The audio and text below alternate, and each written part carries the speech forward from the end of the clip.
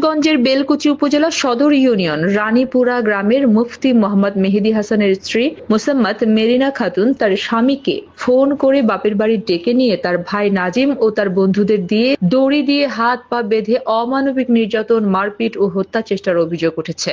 স্ত্রী মেরিনা খাতুন সিরাজগঞ্জ জেলার সদর থানার সায়দাবাদ ইউনিয়ন বা তার পূর্বপাড়া গ্রামের মোহাম্মদ ওমেদ আলীর মেয়ে। জানা যায় ৭ মাস পূর্বে মেহেদী হাসানের সাথে স্ত্রী মেরিনা খাতুনের বিয়ে হয়। বিয়ের পর থেকেই স্বামী স্ত্রীর মধ্যে একটা ঝামেলা লেগেই থাকতো। স্বামী একজন মুফতি, অন্যদিকে স্ত্রী চলাফেরার ছিল বেপরোয়া। স্বামীর হুমকি আদেশ কিছুই মানত না, এমনকি শ্বশুর শাশুড়ি তাকে শাসন না করে তারাও মেহেদী হাসানের সাথে খারাপ ব্যবহার করত, যার কারণে মেহেদী হাসান তার শ্বশুর বাড়ি বেশি যাইতো না। আহত মুফতি মোহাম্মদ মেহেদী হাসানের নিকট জানতে চাইলে তিনি জানান, ঈদ উপলক্ষে আমার স্ত্রী মোসাম্মত মেরিনা খাতুন তার বাপের বাড়ি গিয়েছে। শ্বশুর বাড়ির আচার ব্যবহার তেমন সুবিধাজনক না হয় তিনি তাদের বাড়িতে যায় না।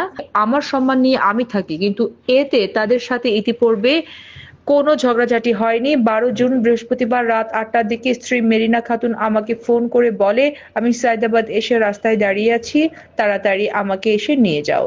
তখন আমি মা বাবাকে না জানিয়েই মোটরসাইকেল নিয়ে সায়দাবাদ পৌঁছা মাত্রই আমার স্ত্রীর ভাই ও তার বন্ধুরা সন্ত্রাসী কায়দায় আমার কাছে থাকা মোবাইল ফোন কেড়ে নিয়ে বন্ধ করে দিয়ে আমার হোন্ডা থেকে নামিয়ে তাদের হোন্ডায় তুলে তাদের বাড়িতে নিয়ে একই দড়ি দিয়ে হাত পা বেঁধে জাহেলি যুগের অমানবিক নির্যাতন শুরু করে।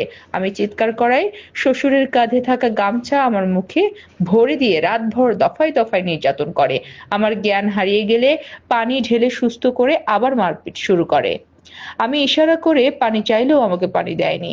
এমনকি এই অবস্থায় ট্রাকের নিচে ফেলে দিয়ে অ্যাক্সিডেন্ট বলে চালিয়ে দিতে চেয়েছিল, কিন্তু অনেকে এই মারপিটের কথা জানতে পারায় সেটা আর করতে পারেনি। পরের দিন আমাকে দিয়ে আমার বাবার কাছে ফোন দেওয়ার পরে সেখান থেকে আমাকে উদ্ধার করে নিয়ে এসে হাসপাতালে ভর্তি করে।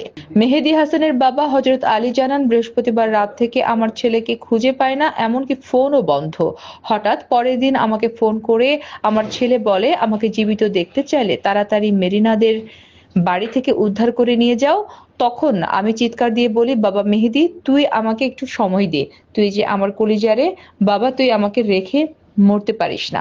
ফোন কেটে দিয়েই পাগলের মতো দিশেহারা হয়ে লোকজন সাথে নিয়ে আমার ছেলেকে উদ্ধার করে নিয়ে বেলকুচি সদর হাসপাতালে ভর্তি করা হয়েছে এবং তবে তার অবস্থা ভালো না বলে সবার কাছে তার ছেলের সুস্থতার জন্য দোয়া কামনা করেন।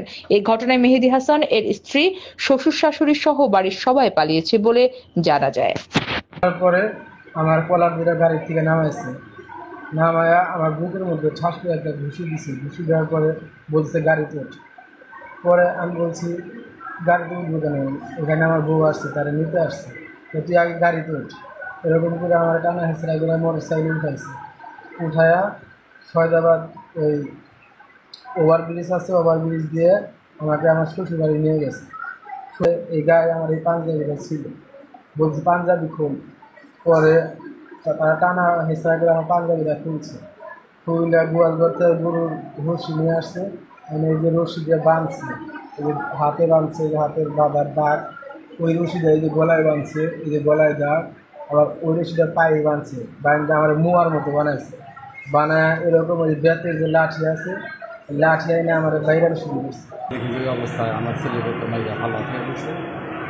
পরে ওখানকার ২-৪ জন লোকজন আসলে সবাই বললো যে এগুলা অমানবিক কাজকাম করছে, এগুলো একটা গ্রামের বদনাম সর্বদিক দিয়ে বদনাম।